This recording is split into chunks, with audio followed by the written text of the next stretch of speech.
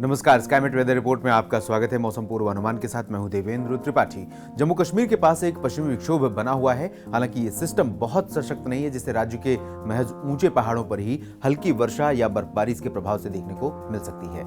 इस सिस्टम के आने के बाद उत्तर के मैदानी भागों में उत्तर पश्चिमी हवाएं बंद हो गई हैं और पूर्वी तथा आर्द्र गर्म हवाएं यहां पर चलने लगी हैं। इसके चलते उत्तर भारत के मैदानी राज्यों में न्यूनतम तापमान व्यापक रूप में बढ़ गया है और अगले 24 घंटों के दौरान भी सुबह के तापमान में और बढ़ोतरी हो सकती है। हवा बदलने से ही दिल्ली सहित मैदानी राज्यों में कोहरे की वापसी होगी। इन भागों में कई जगहों पर मध्यम से घना कोहरा छाए रहने की संभावना है।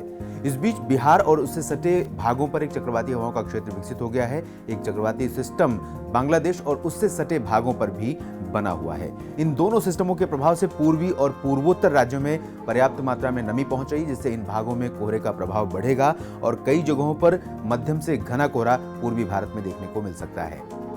कोहरे के कारण बृहस्पतिवार को बिहार और उत्तर प्रदेश के भागों में दिन के तापमान में व्यापक गिरावट दर्ज की जा सकती है।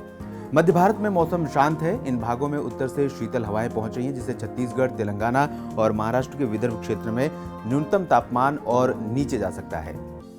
दक्षिण भारत में तमिलनाडु के दक्षिणी इलाकों और इससे सटे केरल में बारिश की तीव्रता में कमी आएगी, लेकिन बृहस्पतिवार को भी कुछ स्थानों पर वर्षा की गतिविधियां जारी रह सकती हैं। बंगाल की खाड़ी के दक्षिण पश्चिम में बने ट्रफ के चलते इन भागों में मौसम सक्रिय है। शेष भागों में मौसम मुख्यतः शुष्क बना रहेगा। स्काईमेट वेदर रिपोर्ट में भी इतना ही। मौसम को विस्तार से जानने के लिए आप लॉग ऑन करते रहिए हमारी वेबसाइट skymetweather.com। मौसम से जुड़ी खबरों के लिए आप हमें फेसबुक और ट्विटर पर भी फॉलो कर सकते हैं। नमस्कार।